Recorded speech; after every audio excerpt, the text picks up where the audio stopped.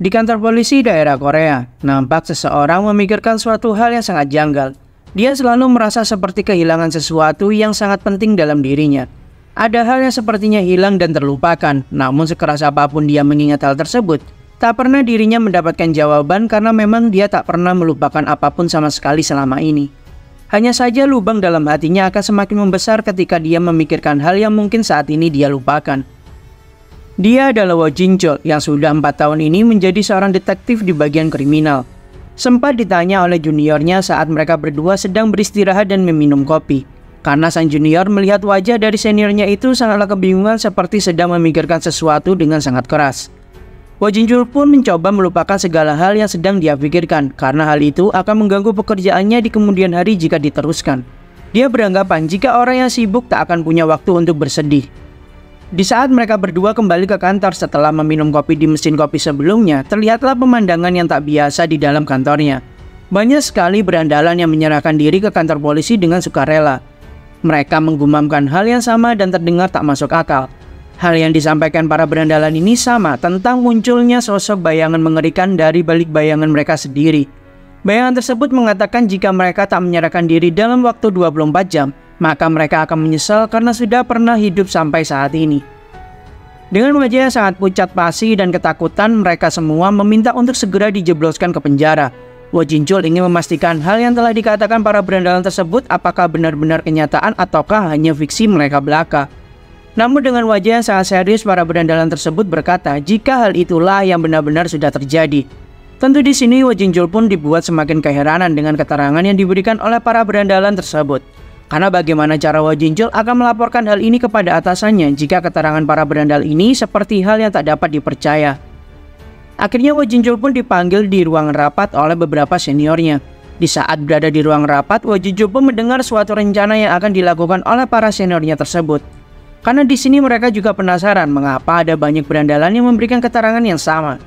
Maka mereka berencana akan melepaskan salah satu berandalan tersebut untuk melihat situasi. Akankah terjadi suatu hal pada jam yang sudah ditentukan atau hanya memang mereka mengarang semua keterangan tersebut sebelumnya? Awalnya Wo Jin-chul tentu menentangnya karena hal ini menyangkut nyawa dari manusia lain. Namun para seniornya beranggapan jika para berandalan ini sedang mengkonsumsi narkoba jenis baru dan membuat mereka mengoceh tak karuan, hingga memberikan keterangan palsu dan membuat pihak polisi menjadi kebingungan. Meskipun hasil tes para berandalan ini menyatakan mereka negatif mengkonsumsi narkoba, namun dengan keterangan semua berandalan yang sama, meski mereka semua tak ada hubungan apapun sebelumnya, membuat polisi saat ini tak mendapatkan jawaban apapun dari fenomena aneh ini. Dan atasan mereka juga memerintahkan untuk segera mengusut kasus ini hingga selesai. Tentu mereka tak memiliki cara lain lagi selain cara terakhir tersebut. Wo Jin-chul mengkhawatirkan jika benar-benar akan terjadi sesuatu hal yang mengerikan sesuai dengan keterangan mereka semua sebelumnya. Namun hal tersebut ditertawakan oleh para seniornya. Karena apakah mungkin hal konyol seperti yang dikatakan berandalan mabuk tersebut akan benar-benar terjadi? Mereka meyakinkan jika tak akan terjadi hal buruk selama mereka tetap mengawasi dengan benar umpan yang akan dilepaskan oleh mereka. Dan nanti juga akan ada banyak petugas yang disebar untuk menanggulangi kaburnya umpan tersebut. Mereka berharap jika hal yang dikatakan para berandal itu benar-benar terjadi, supaya mereka bisa menangkap pelaku yang sudah mengancam para kriminal-kriminal ini. Lalu di sini mereka pun tak mewajibkan Wo Jin-chul untuk ikut serta jika memang dia tak bersedia. Namun dengan sangat yakin Wo Jin-chul pun mengatakan jika dia ingin ikut serta dalam tim ini. Singkatnya mereka semua sudah berada di suatu pabrik terbengkalai di suatu tempat. Sang berandalan yang menjadi umpan pun berteriak histeris dan memohon untuk tak melakukan hal ini kepadanya. Karena jika mereka tak segera memasukkannya ke dalam penjara, dia yakin akan segera mati setelah ini karena sosok mengerikan yang akan mencabut nyawanya akan muncul setelah ini. Sang detektif senior pun berkata jika hal yang dikatakan oleh berandalan tersebut terdengar tak masuk akal. Dan dia juga menyampaikan jika tak perlu khawatir karena semua personil yang ditugaskan akan ikut mengawasi. Maka jika terjadi suatu hal yang seperti dibayangkan oleh sang berandalan tersebut, semua personil polisi akan segera bertindak untuk melindungi nyawa sang umpan. Di sini Wo Jin-chul pun merasakan hawa di tempat ini berubah menjadi aneh dan atmosfer di ruangan tersebut tak seperti biasanya. Singkatnya hitungan mundur untuk waktu 24 jam yang sudah ditentukan pun tiba. Sang berandalan itu pun merasa kebingungan karena tak terjadi apapun pada dirinya saat ini. Tentu hal itu membuat sang detektif senior menjadi semakin yakin jika para berandalan ini hanya sedang berhalusinasi karena obat terlarang yang sudah mereka konsumsi. Maka dari itu dia meminta sang berandalan tersebut mengakui hal yang sebenarnya terjadi. Namun dengan mimik wajah yang semakin ketakutan, dia berkata jika memang hal yang disampaikan itu benar adanya. Karena sebelumnya mereka ada berempat saat kejadian itu terjadi. Belum selesai dia bercerita, Hwa Jinchul pun terkejut dengan hal yang saat ini dia rasakan. Dia berteriak meminta semua orang menjauh dari tempat tersebut. Namun peringatan dari Hwa Jinchul sudah terlambat. Para seniornya pun sudah terhempas jauh ke dinding karena suatu sosok hitam yang keluar dari balik bayangan sang umpan. Hal itu seketika membuat para senior Hwa Jinchul pun pingsan seketika. Dan tentu sang berandalan pun menjadi sangat ketakutan setelah melihat sosok semut mengerikan di depannya dengan cakar tajam yang sudah siap mencabik-cabik dirinya hingga tewas. Hwa Jinchul yang terkejut merasa jika hal yang dilihatnya bukanlah halusinasi semata, dan itu benar-benar kenyataan. Dia melihat sosok monster semut hitam dan berjumlah 3 sosok sekaligus keluar dari balik bayangan sang umpan. Dengan teriakan penuh keputusasaan, sang berandalan tersebut akhirnya tercabik-cabik hingga tak tersisa di depan mata Hwa Jinchul. Saat semua sosok mengerikan itu memandangi wajah Hwa Jinchul, tentu hal itu membuatnya merasa ketakutan dan membuatnya mundur secara perlahan-lahan. Namun di saat salah satu monster itu ingin mendekati Hwa Jinchul, ketua dari kelompok monster itu pun menghentikannya dan memandangi Hwa Jinchul dengan mimik muka yang sangat tajam. Dalam hati Hwa Jinchul, dia merasa jika semut di depannya sedang tersenyum kepadanya. Bahkan Hwa Jinchul heran dengan dirinya sendiri yang seakan-akan mengerti jika semut itu seperti terlihat lega saat melihat Hwa Jinchul baik-baik saja. Seolah-olah dia seperti sebelumnya pernah merasakan hal yang sama di situasi yang mirip seperti ini. Singkatnya, setelah kejadian mengerikan itu, semua senior sekaligus Hwa Jinchul kena marah besar di kantornya oleh sang atasan. Dia mempermasalahkan mengapa orang yang sudah menyerahkan diri bisa hilang tanpa jejak sedikit pun.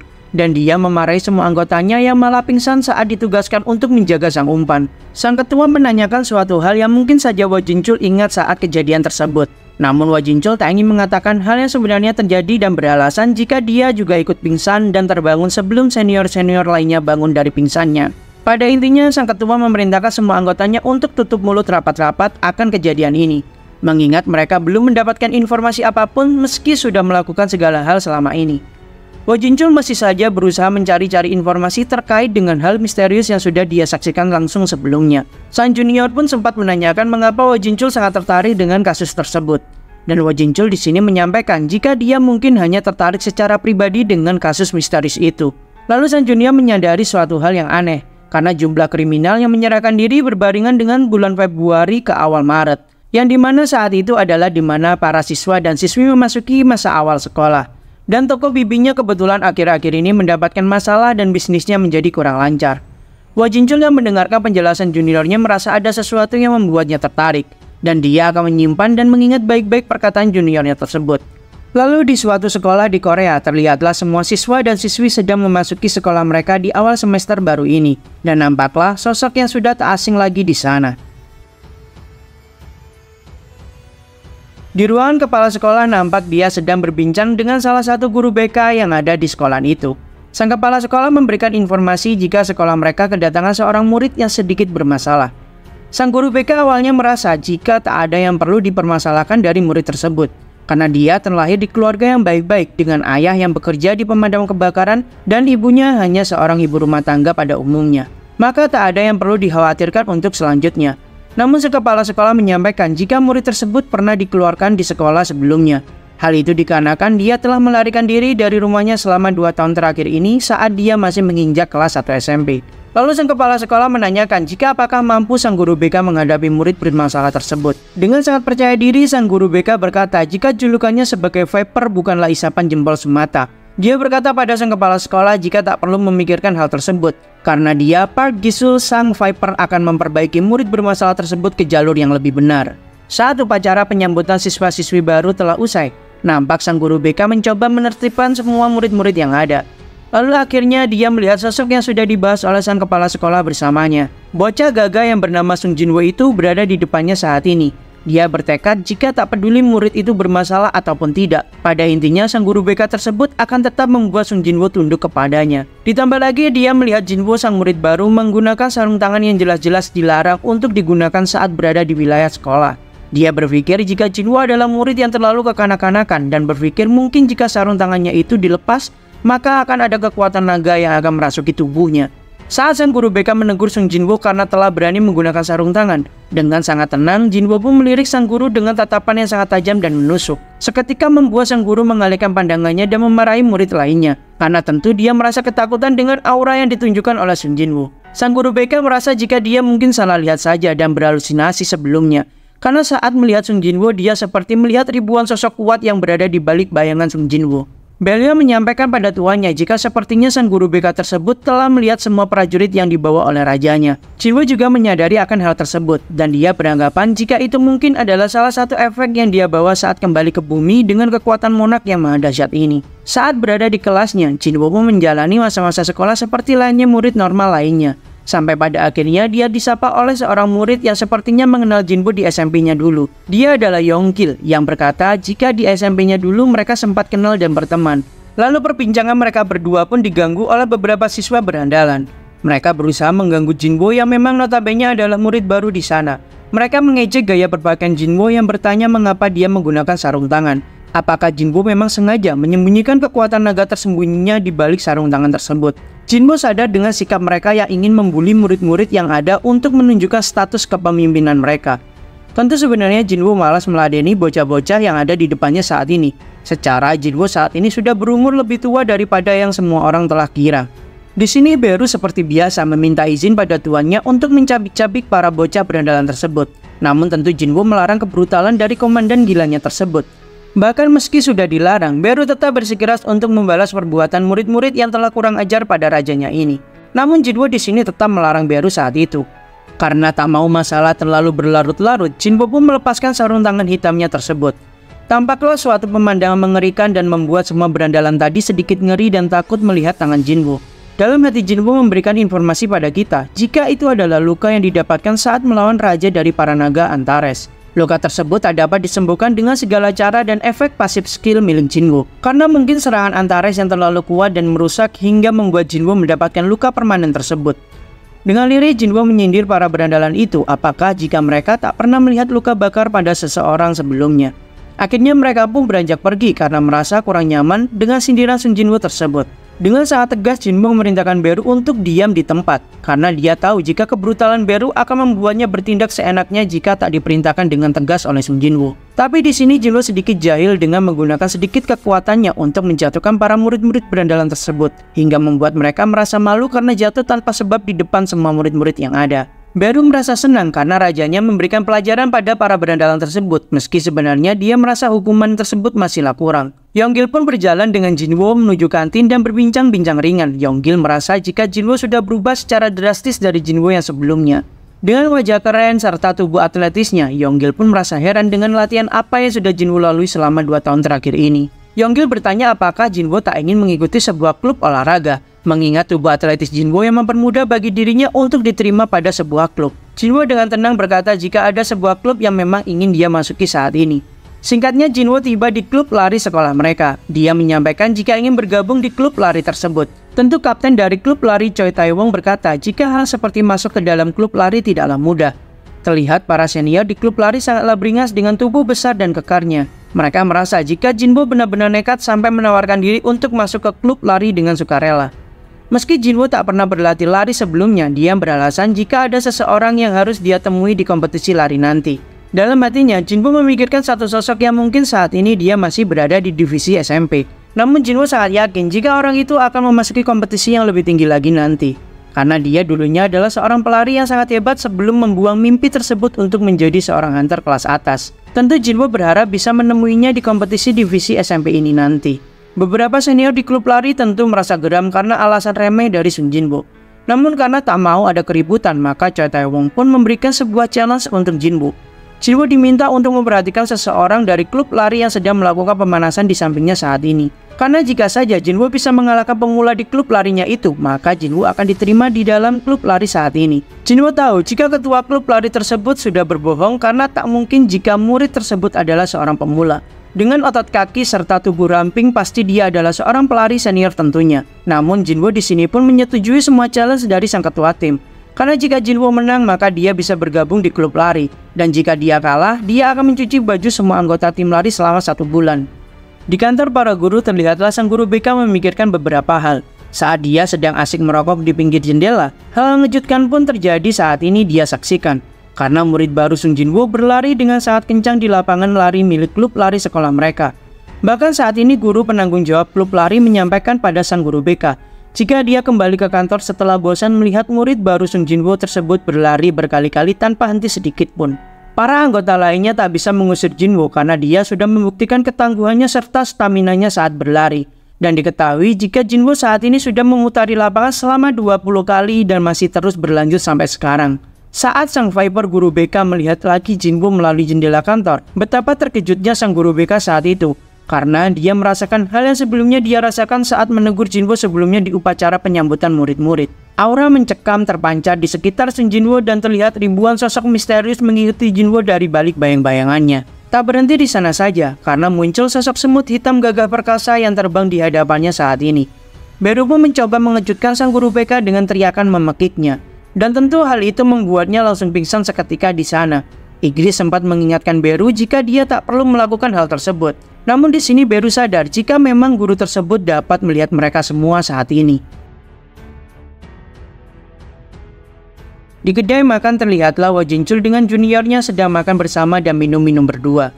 Sang junior curiga karena semenjak kejadian sebelumnya, seniornya itu langsung mengusut masalah kriminal yang menyerahkan diri terus-menerus. Maka dia berasumsi jika pasti Wo Jinchul telah menyaksikan suatu hal yang janggal sebelumnya. Mengetahui jika juniornya mulai menyadari akan sikap Wo Jinchul yang terus-menerus mencari informasi tentang hal ini, dia pun memberitahukan jika saat itu Wo Jinchul melihat sosok semut, dan bukan semut biasa karena itu adalah monster semut yang sangat mengerikan. Wo Jinchul sebenarnya tak yakin dengan apa yang dia lihat sebelumnya, namun dia sangat yakin jika sosok monster tersebut mirip seperti semut. Percakapan mereka tak sengaja terdengar oleh seseorang yang berada di kedai yang sama. Dia bertanya pada Wo Jinchul apakah mungkin yang dimaksud olehnya adalah monster berkepala semut dengan tubuh seperti manusia. Scene berpindah kembali pada saat Sung Jinwoo berlatih bersama dengan para seniornya di klub larinya. Semua seniornya berlatih dengan sangat keras karena merasa terpacu adrenalinnya setelah melihat adik juniornya memiliki kemampuan lari yang sangat luar biasa hebat. Mereka semua mengubah tujuan untuk memenangkan kejuaraan provinsi menjadi kejuaraan nasional. Dengan wajah lelah serta nafas yang terengah-engah, mereka pun terus berlari sekuat tenaga layaknya seseorang tentara yang menuju ke medan perang. Jinwoo sempat merasa heran dan mengobrol dengan Belian. Mengapa bocah-bocah tersebut mengikuti mereka dengan sekuat tenaga? Belian pun mengatakan jika manusia adalah sosok makhluk yang kurang pintar. Jinwoo yang terlihat bersimpati pada senior-seniornya yang sudah bekerja keras. Dia menggunakan skillnya pada Yonggil sehingga membuat tenaganya penuh kembali. Hal itu akan membakar semangat dari para senior-seniornya tersebut setelah melihat para juniornya bisa berlari lebih kencang daripada mereka. Di ruangan kantor guru, terlihat jika sang guru BK melihat dan mengawasi Sung Jinwoo dengan sangat teliti. Dia mengingat waktu membahas tentang monster semut bersama detektif Wo Jinchul saat di kedai makan sebelumnya. Dia setengah mabuk merasa jika dia berbicara seperti orang yang melantur ke sana kemari. Namun Wo Jinchul dengan insting tajamnya menyadari ada keterkaitan cerita dari lelaki parubaya di depannya dengan kasus yang saat ini dia tangani. Mereka pun duduk bersama dan membahas masalah tersebut lebih detail lagi. Kembali di saat sang guru BK mengawasi Jinwoo di sekolah. Jinwoo merasa jika saat ini sang guru sudah terang-terangan mengawasinya. Dia bingung apakah belakangan ini dia terlihat sangat mencolok atau tidak. Lalu Belian dari balik bayang-bayang menyarankan tuannya untuk menghapus ingatan sang guru tersebut saja, karena dia terlalu banyak tahu tentang prajurit Shadow milik tuannya tersebut. Namun Jinwoo berkata jika dia akan mengawasi terlebih dulu keadaannya. Di depan gerbang sekolah nampak Wo Jinchul sudah tiba di sekolah Sung Jinwoo. Dia memikirkan apa yang membuat sang guru BK sekolah ini dengan para kriminal yang menyerahkan diri sampai bisa melihat sosok tersebut. Hubungan apa yang membuat mereka semua sampai bisa melihat sosok misterius dengan wujud yang sama? Instingnya merasa jika pasti ada petunjuk di sekolah ini. Namun yang jadi masalah adalah bagaimana cara dia bertanya akan hal aneh ini pada murid bernama Sung Jinwoo tersebut. Pasti murid itu akan menganggap dia seperti orang aneh saat bertanya akan hal yang konyol tentang monster semut seperti di film-film. Saat Wo Jinchul masih berdebat dengan keraguannya, tiba-tiba dia merasakan aura hitam yang masuk ke dalam sekolah tersebut. Tentu insting tajamnya dengan sangat yakin menganggap jika pasti memang sekolah ini memiliki hubungan dengan monster semut tersebut. Jinwoo menyadari jika Wo Jinchul melihat penjaga yang telah dipasang di gerbang sekolahnya. Namun Jinwoo tak heran karena mantan ketua asosiasi Wo Jinchul memanglah sangat hebat. Karena seharusnya dia tak memiliki ingatan sama sekali dari kehidupan sebelumnya. Namun intuisinya masihlah sangat tajam sampai sekarang. Lalu terlihatlah Wo Jinchul meminta izin kepada guru yang mengajar jika dia saat ini ingin berbicara akan suatu hal dengan salah satu murid bernama Sung Jinwoo. Semua murid-murid yang melihat Jinwoo akan berbicara dengan seorang detektif merasa mungkin saat ini Jinwoo sedang tersandung suatu masalah. Namun Jinwoo menghiraukan gunjingan mereka semua dan berbicara dengan Wo Jinchul. Jinchul pertama-tama meminta maaf pada Jinwoo karena dia sudah mengganggu waktu Jinwoo belajar. Dalam hati Jinwoo, dia merasa sangat rindu melakukan percakapan dengan Jinchul. Karena jika dihitung-hitung, Jinwoo sudah puluhan tahun tak bertemu dengan Jinchul setelah terjebak di celah dimensi. Jinwoo enggan bersikap kenal dengan Jinchul karena dia tak ingin dianggap aneh. Namun di sisi lain, dalam hati Jinchul, dia merasa jika ada yang janggal dari sosok murid yang ada di depannya saat ini. Karena bagaimana bisa seorang bocah memiliki sorot mata tajam yang seperti itu? Jinchul mencoba menyodorkan sebuah gambar buatannya kepada Sun Jinwoo, dan dia bertanya tentang hal tersebut pada Jinwoo. Mendapati sebuah gambar yang mirip dengan Beru, Jinwoo merasa cukup takjub dengan kemahiran Jinchul saat menggambar. Dengan nada sedikit bercanda, Jinwoo berkata jika dia tahu sesuatu akan gambar tersebut, karena gambar itu mirip seperti karakter di suatu film-film action yang pernah dia tonton. Tentu jawaban Sun Jinwoo membuat Jinchul menjadi malu, karena pasti murid di depannya menganggap detektif yang saat ini sedang dia ajak bicara salah aneh. Dia meminta maaf pada Jinwoo karena telah menyita waktunya dan berpamitan untuk beranjak pergi. Karena dia sudah meminta izin pada guru Jinwoo dan menjelaskan perkaranya, maka seharusnya tak akan ada masalah untuk Jinwoo saat nanti dia masuk ke kelasnya lagi. Dengan senyum tipisnya, Sun Jinwoo pun meminta gambar buatan Jinchul yang sangat mirip dengan Beru sebagai tanda jika mereka sudah pernah bertemu. Dalam balik bayang-bayang, Beru sangat kesal karena dirinya digambar oleh Jinchul dan merasa gambar tersebut tak mirip dengan dirinya, karena tak terlihat kuat dan gagah seperti dirinya yang asli. Setelah memberikan gambar tersebut, beranjaklah pergi Jinchul. Lalu terdengar kembali dari balik bayangan, Igris bertanya pada tuannya, jika mengapa tuannya tak memberitahu Jinchul saja tentang kebenaran dunia ini. Jinwoo dengan bijak berkata, jika terkadang lupa dan ketidaktahuan adalah suatu berkah yang diberikan oleh Tuhan pada manusia. Tentu saat kembali di kelas Jinwoo, dia ditanyai oleh para gadis-gadis tentang dirinya yang bertemu dengan sang detektif sebelumnya. Namun di saat yang sama, nampaklah kembali para murid berandalan yang ikut serta dalam perbincangan tersebut. Mereka salah sangka dan mengira jika Jinwoo akan melaporkan mereka semua atas kasus pembulian terhadap Jinwoo. Tiba-tiba leher mereka tercekik oleh lengan kekar para senior Jinwoo dari klub lari. Mereka berkata jika saat ini sedang menghentikan adik juniornya yang akan menghajar para berandalan yang ada di depannya saat ini. Para senior Jinwoo pun mengajak Jinwoo untuk merayakan pesta penyambutan anggota baru setelah pulang sekolah. Dan karena Jinwoo tak ada rencana, maka dia pun menyetujuinya. Setelah deal, para senior pun membawa para berandalan tersebut untuk diberi latihan lari sedikit supaya mereka lebih sehat lagi. Singkatnya, sepulang sekolah, mereka semua pun menuju ke tempat yang sudah disepakati. Nampak Jinchul ternyata masih menunggu Jinwoo di depan gerbang sekolah. Dia meminta waktu sebentar pada Jinwoo untuk melanjutkan pembicaraan mereka sebelumnya. Para senior yang mengetahui hal itu adalah ranah pribadi Sun Jinwoo akhirnya memberikan waktu pada mereka berdua untuk mengobrol. Lalu mereka akan menunggu Jinwoo di tempat yang sudah disepakati sebelumnya. Di saat Sun Jinwoo meminta detektif Jinchul ke duduk perkara intinya, terdengar suara lirih sedikit bergetar dari Jinchul. Apakah kau itu Hunter Sun Jinwoo? Karena Jinwoo merespon panggilan tersebut, Jinchul pun berkata, jika memang seperti yang sudah kuduga, jika dirimu adalah Hunter Sun Jinwoo. Sambil Jinchul menahan air matanya keluar. Jinchul pun mengingat semuanya dan menyadari jika orang yang di depannya saat ini adalah sosok manusia yang telah berkorban untuk seluruh umat manusia. Kembali di saat Jinchul selesai berbincang dengan Jinwoo sebelumnya. Jinwoo yang merasakan suasana nostalgia ingin meminta gambar Beru di buku catatan Jinchul sebagai kenang-kenangan jika mereka telah bertemu. Meskipun Beru sempat kesal karena Jinchul menggambar dirinya yang tak mirip karena terlihat tidak kuat dan gagah seperti aslinya. Namun di saat tangan Jinwoo bersentuhan dengan jari Jinchul, fenomena aneh pun terjadi dari hal kecil yang terlihat tak begitu penting itu. Saat Jinchul pergi meninggalkan Sun Jinwoo, dia berpikir jika sudah melakukan hal yang aneh kepada seorang siswa SMP. Namun tiba-tiba terdengar suara yang sangat familiar di kepalanya berbunyi, "Ketua asosiasi, apakah kau dapat mempercayaiku?" Di saat Jinchul kembali melihat Jinwoo di tempat sebelumnya, ternyata Jinwoo sudah kembali ke kelasnya. Sontak saat itu juga, Jinchul merasakan seluruh memori kehidupannya di waktu dan realitas yang berbeda pun masuk ke dalam kepalanya. Aku mempercayaimu Hunter Sun Jinwoo. Momen dimana saat Jinwoo mentransfer seluruh pemandangan perang para monark dan rulers melalui jarinya pada Jinchul.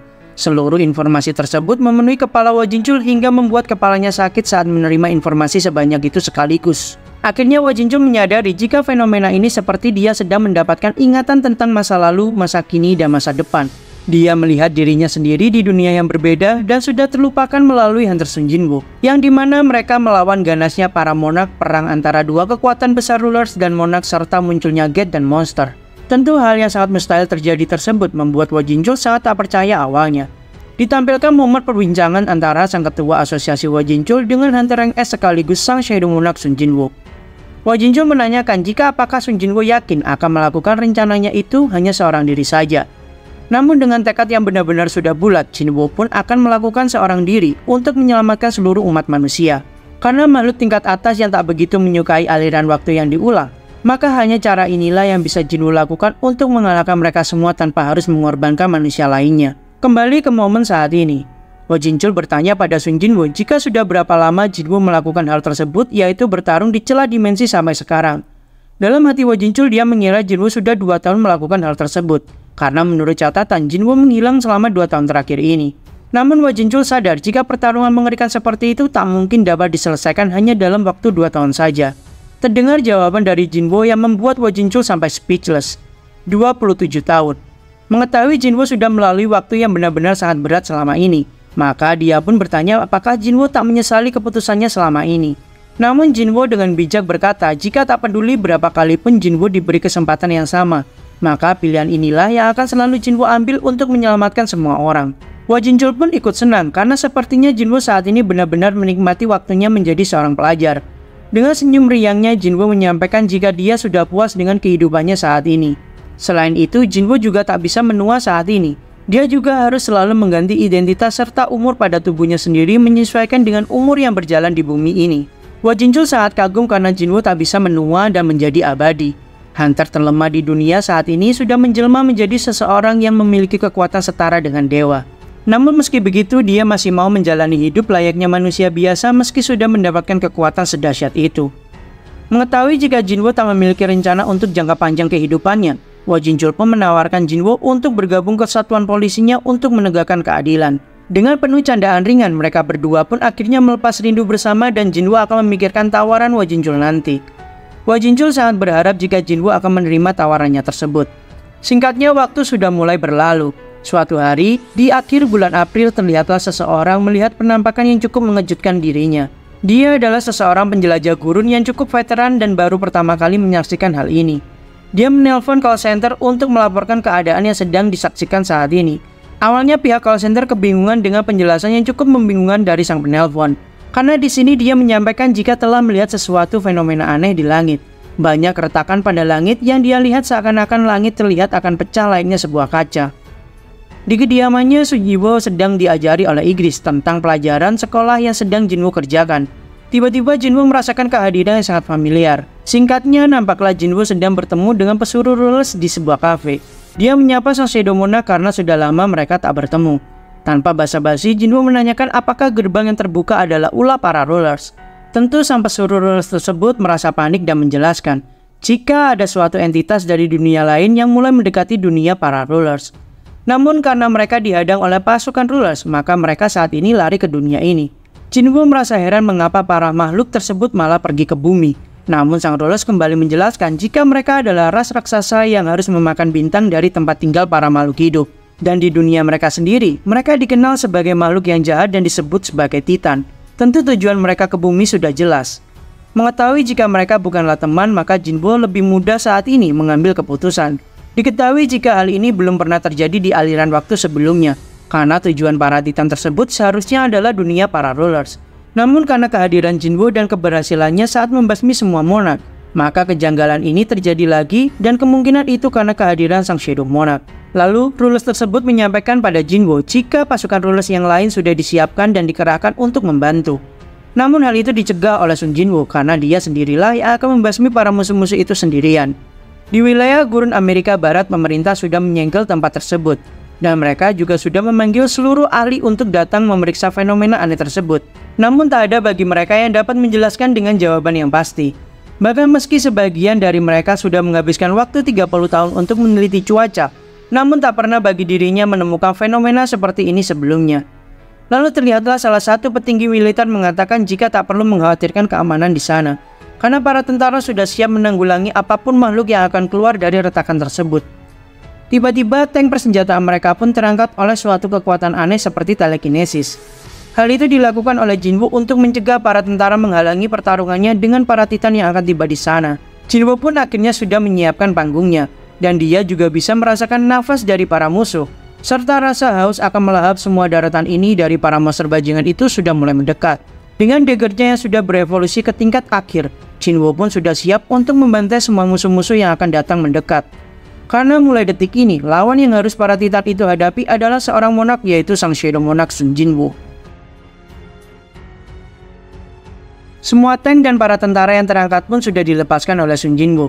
Tentu hal ini membuat semua orang termasuk sang jenderal militer di sana merasa keheranan dengan fenomena aneh yang sudah terjadi pada mereka semua. Muncullah ratusan bahkan ribuan sosok monster yang turun perlahan-lahan dari langit mendekati Sun Jinwoo. Terlihat salah satu sosok yang sepertinya pemimpin di sana bertanya, jika apakah hanya Sun Jinwoo seorang yang akan menghadapi semua pasukan Titan yang dia bawa. Namun Jinwoo yang merasa diremehkan berkata, jika apakah menurutmu diriku ini hanyalah seorang diri saja. Di belakang Jinwoo pun terlihat aura dari seluruh prajurit yang menyebar ke setiap lembah dan daratan. Muncullah puluhan juta pasukan Sun Jinwoo, sang Shadow Monarch yang bersiap untuk berperang dengan pasukan Titan yang muncul dari celah dimensi tersebut.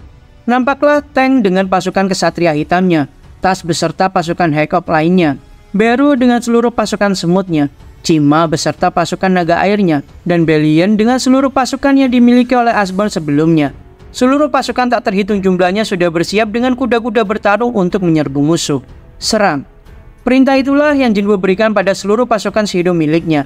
Di gedung pemerintahan Amerika, nampak sang presiden sangat khawatir dengan kondisi Amerika saat ini. Karena muncul fenomena aneh di wilayah mereka dan mulai keluar sosok-sosok aneh dari retakan dari langit tersebut. Apakah mereka dapat mengatasi kejadian ini tanpa diketahui oleh publik? Namun masalahnya bukan itu. Karena dia berpikir apakah mungkin bagi seluruh umat manusia mengatasi hal mengerikan seperti ini. Lalu terlihatlah sang penanggung jawab militer menyampaikan jika keadaan sudah terkendali saat ini. Tentu hal itu membuat sang presiden sempat tak percaya. Akhirnya seluruh petinggi sedang mengadakan rapat darurat.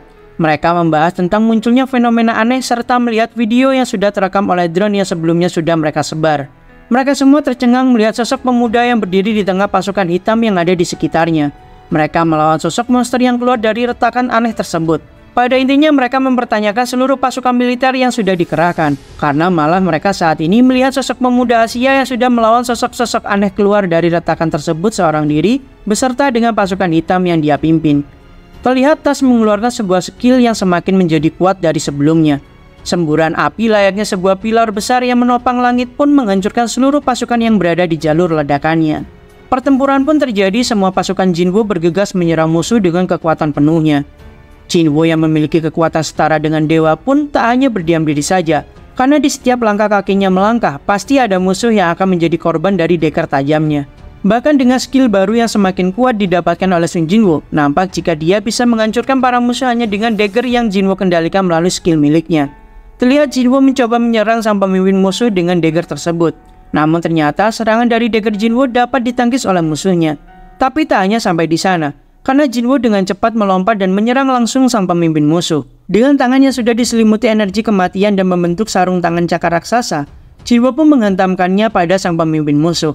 Sempat tersungkur di tanah dengan serangan yang Jinwoo lancarkan, dia pun bangkit kembali dan dengan angkuhnya berkata, jika dia tak menyangka akan ada makhluk sekuat ini di planet terpencil seperti bumi. Namun setelah melihat Jinwoo yang sampai harus menggunakan mana untuk memaksimalkan serangan dan membesarkan salah satu bagian tubuhnya, dia merasa jika ras manusia memang masihlah belum berkembang. Karena keterbalikannya, mereka para Titan akan mengecilkan tubuh mereka di saat akan mengeluarkan seluruh kemampuannya.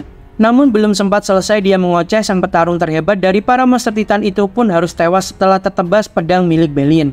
Dengan konyolnya, Belian pun meminta maaf pada tuannya karena tak sengaja telah membunuh lawannya saat belum selesai dia berbicara. Namun Jinwoo tak mempermasalahkan hal tersebut karena memang makhluk-makhluk ini memiliki karakter yang cukup angkuh. Maka sepertinya memang mereka butuh penanganan khusus seperti itu, ungkap Jinwoo pada Belian. Maka Belian pun meminta tuannya untuk menyerahkan masalah ini padanya, karena Belian dan seluruh pasukannya akan membasmi para kerucu-kerucu di depan mereka semua saat ini. Kembali pada rapat yang diadakan di gedung pemerintahan secara darurat, mereka ingin mengetahui identitas sebenarnya dari sang pemuda tersebut. Sang presiden pun juga berpikiran yang sama dengan seluruh petinggi. Karena mereka saat ini menyaksikan seorang pemuda yang mengatasi sosok monster layaknya sebuah mainan baginya. Lalu David Brennan, sang pemimpin intelijen Amerika berkata jika akan sulit mengetahui identitas sebenarnya dari pemuda itu. Namun ada cara yang cukup tak realistis untuk mereka coba. Mereka ingin menggunakan cara yang cukup berbeda dengan bertanya pada seseorang yang ahli dalam bidang penerawangan. Dia adalah sosok yang sudah dikenal banyak orang, yaitu Norma Selner. Lalu singkatnya terlihatlah di penyisian lomba lari nasional, semua tim sudah memasuki lapangan. Hal yang mengejutkan pun terjadi saat itu bagi Jinwoo. Dia melihat sosok yang sangat familiar dengan dirinya serta seluruh pasukan Shadow-nya. "Hei Kim Chul, mengapa kau tak segera pemanasan?" Nampak seseorang pemuda kekar ditegur oleh seniornya karena tak segera pemanasan. Jinwoo pun menyadari jika pemuda tersebut adalah Iron, salah satu prajurit Shadow kesayangannya.